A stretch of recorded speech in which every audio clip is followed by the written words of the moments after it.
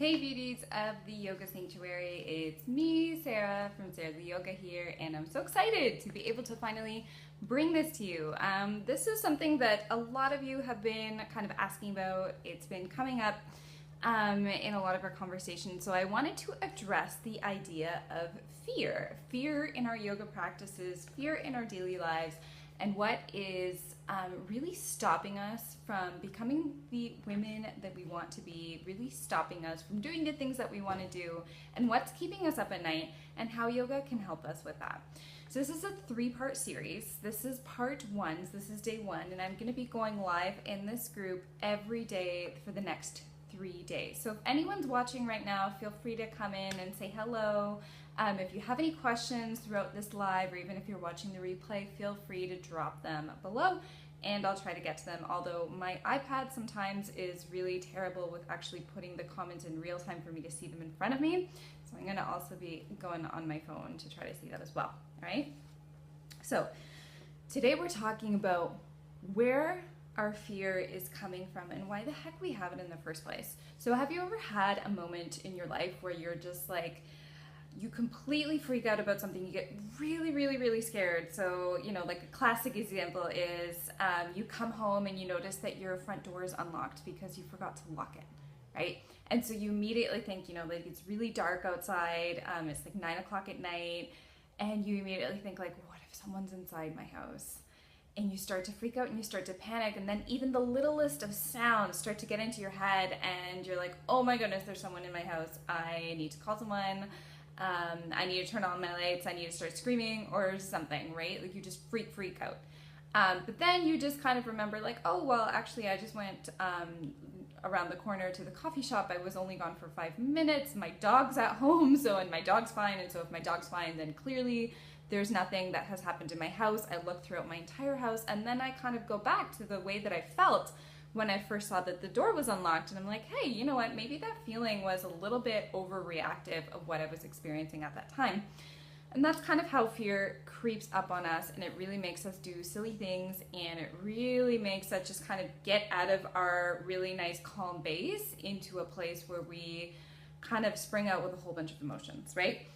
So there are a few different kind of fears that I wanted to acknowledge in this masterclass, and at the same time acknowledge what the difference between them is and how they're the same.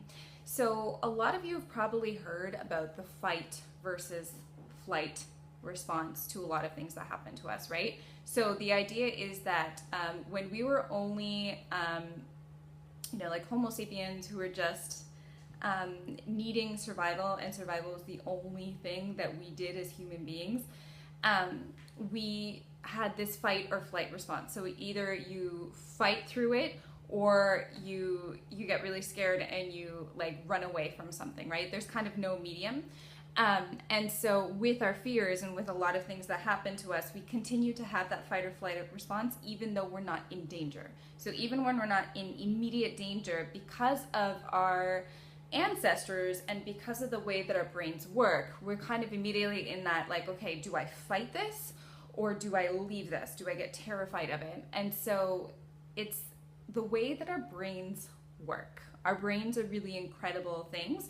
And so once we can kind of understand and be aware of the way that they work, that's the first step towards changing them, changing patterns in our brains, changing thought patterns, and ultimately bringing us back into a nice carefree state, which is another reason why I'm doing this masterclass, is so many of us want to feel calmer, we want to feel carefree, we want to be able to live our lives without having to overthink and over-worry all the time, right?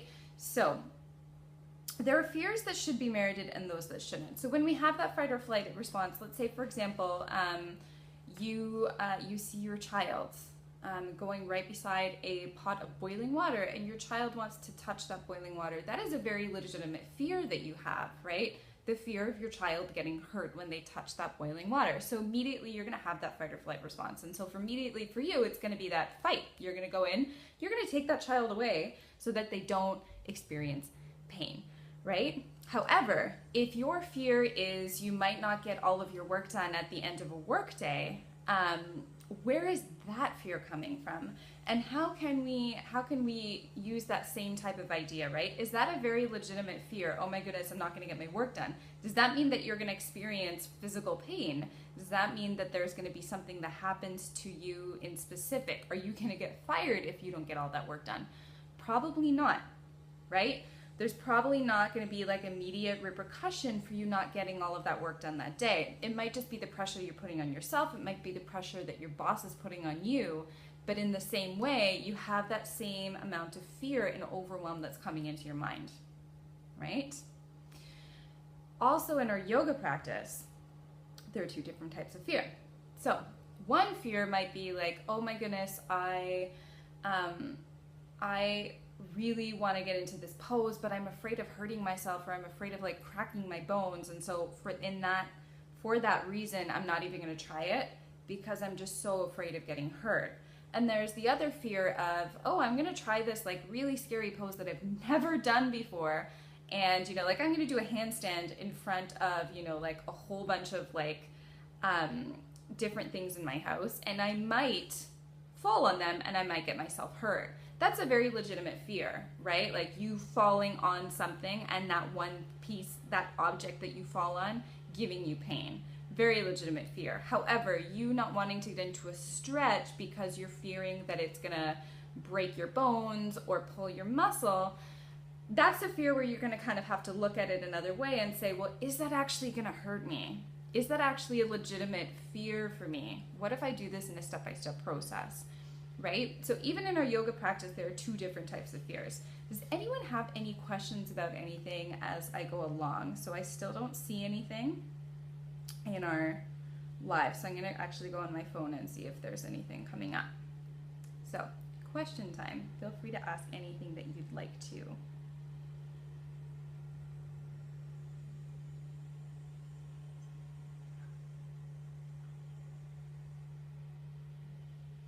Cool. I don't see anything. So if anyone wants to kind of pop in and ask any questions, feel free to do so. I apologize if there are already comments in here and I'm just not seeing them. I'm going to try my best to kind of go through that. All right. So one of the biggest things that I really want to talk about here in this masterclass are the fears that are not merited. So all of the fears that kind of go on in our heads that prevent us from doing things that we really want to do, and how our yoga practice can kind of take us further with that. So very legitimate fears like physical pain, like, trying a handstand for the first time and falling on one of your potted plants. That actually happened to me once. I was doing a headstand and I fell sideways and I fell right into one of my pots and I got a really big bruise on my thigh. So don't do that. That's a very merited fear if you have something like that. But if it's a fear of like, oh, well, what if I fall? Even though you have like a planned strategy of what you're going to do when you fall, then that's a fear that you kind of have to look at inside of you and say, well, why is it there, right? What is my fear trying to tell me? And so a lot of our fears that go on in our minds are fears of wanting to do something that we really enjoy, right? Like, for example, when you see someone, so the first time that you met your significant other, if you don't have a significant other right now, it's that whole idea of, ooh, well, I don't want to go up and talk to them because, like, what if they don't like me? What if I smile at them and they don't smile back at me, right? And so that's a fear, but that fear is trying to tell you something. That fear is trying to tell you, hey, but you really want to do this, but you're afraid of getting hurt, right? So how can you utilize that fear to kind of really try to tell you, hey, I'm afraid of this, so that means that it's actually something that I really want to do, right? Same thing goes in your yoga practice. If you're like really scared / excited about doing something, then that's a fear that you kind of want to go towards. So the best way to kind of conquer that fear is to really get down into your gut and see what your gut wants you to do. So if you believe in intuition at all, if you believe in really just kind of trusting your inner guidance and really trying to feel out what your inner guides and just your soul is really trying to tell you, after you take out all of the clutter in your mind, so after you take out the, what if he doesn't talk to me? Or what if I fall? What if I hurt myself? All that fear is doing is it's basically your ego that's inside of your brain that's kind of trying to tell you not to get hurt, because your ego doesn't want you to get hurt. Your ego always wants you to stay safe. So it's idea of comfort and discomfort. And that's what really fear is about. The fear is the fear of stepping outside of that comfort zone, right? So if you want to do something and if you want to go for something, your fear is always going to tell you, no, well, let's just stay in this one same place because we know that this one same place is safe and secure. All right, so try to think about things that way as well. If it's something that you're really excited about, if it's something that's going to take you a step further in your life, that might be fear's indication of, hey, don't do this because you're going to get hurt. And so being able to recognize what type of fear you're feeling in that specific moment is really going to help you to kind of go further, right? If it's a fear where you're up at night and you're thinking about how you're going to get all of your work done, take a step back and really try to see where that fear is coming from. Why is it there? And how can you kind of just put it all down, write it all down, and just feel it out so that you can really see it for what it is at face value. So fear is always going to be your ego that's trying to tell you to not get hurt. Okay? Think about that. So that's a pretty big point. Fear is your ego's way of trying to protect you from getting hurt. So the way that your ego tries to protect you from getting hurt in a high stress situation where you have a whole bunch of deadlines that you feel like you're not going to meet is fear wants to put pressure on you so that you can work a little bit harder and really work through all of your breaks to be able to try and do it and everything at that specific moment so that you won't get reprimanded by a manager or by whoever is managing your deadlines for your work, right? Fear from wanting to do something but being afraid of failure is something that's a little bit different because it's the same thing. You don't want to get hurt, but it's probably a fear that you want to explore a little bit more and that you really want to use as a guide to change that fear into the excitement that you feel and ultimately go for something that you really want. So we want to consider fear a learning experience in this sense. And the way that yoga can help you with this is to really get down to the root of what it is that you actually want. So fear is kind of like clutter in your mind. It's protecting you. It's your ego protecting you, trying to keep you safe. It's that whole fight or flight response. But all of that is kind of stuff that's coming out in your mind. And it's really just a whole bunch of noise, right? At the end of the day, your fears are just a whole bunch of noise. But what yoga can do for you in that sense is it can kind of take the noise away so that you're left with what it is you actually want, right? So we're constantly getting rid of our thoughts. We're constantly getting ourselves back into a state where we're calm and we can see things for face value rather than just seeing things with the myriad of emotions that we're going to have in a consistent basis, right? So we're always just trying to take all of that away. We're trying to take everything away because eventually we want to come back into a state where we know exactly what it is that we want. What is love telling us to do? What is your soul telling you to do in that specific instant, right? What is the best thing for you, even if it means getting outside of your comfort zone? And through your yoga practice, really exploring those fears and really conquering them, specifically in your physical yoga practice, can really help you to bring you one step closer to your biggest achievements. And so the more that you can conquer your fears on your yoga mat in your physical practice, the more confidence you're going to get. And you're going to say, oh, hey, I was really scared of doing that one pose, a few weeks ago. But now that I can do that one pose, imagine all of these other things that I can also do in my life.